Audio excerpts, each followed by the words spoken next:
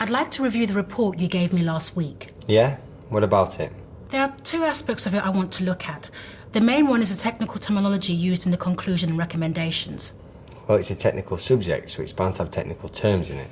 Yes, and if it's being read by technically knowledgeable people, that's fine. But this report was addressed to the management committee, most of whom don't have a technical background. So? Well, what was the purpose of the report? We need them to approve expenditure on new equipment. And if they're having difficulty understanding your points, some of which are quite complex for non-specialists, what are they liable to do? Yeah, but if they don't understand, they can always ask. Bearing in mind the pressures they're under, how likely is that? Okay, I take your point. But it's because those points are complex that they need precision. Layperson's terms just won't be specific enough. Yes, but part of the skill of report writing is taking complex information and making it accessible to readers. You've done so in the past, so what was so different about this report? Well, to be honest, I was a bit pushed for time.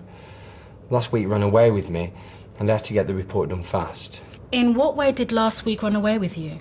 Look, I left the report a bit late, and then I was called upon to help with the IT problem. So I just had too much happening at the end of the week. So, we both know that you can write thorough, well-argued reports, but what you're saying is that on this occasion, you didn't prioritise sufficiently well to allow for unexpected calls in your time. That's a bit unfair. I do prioritise. If we could recruit for that vacancy, someone else would have been available to respond to the IT problem, and I would have had enough time for the report. I know it's not ideal leaving the post vacant, but with the current budget restrictions, it's something we must manage around. When you're prioritising your work, to what extent did you take into account the possibility you might be called to help IT? Well, I suppose in reality I knew it could happen at any time, but I just kept my fingers crossed that it wouldn't. So, like I said, you write very thorough, well-argued reports.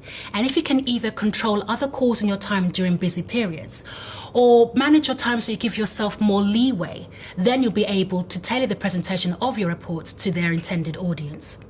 Yeah, that sounds fair. Okay, we know that similar reports will be needed next quarter. So let's look at how you can manage your time to give yourself sufficient room to tailor them.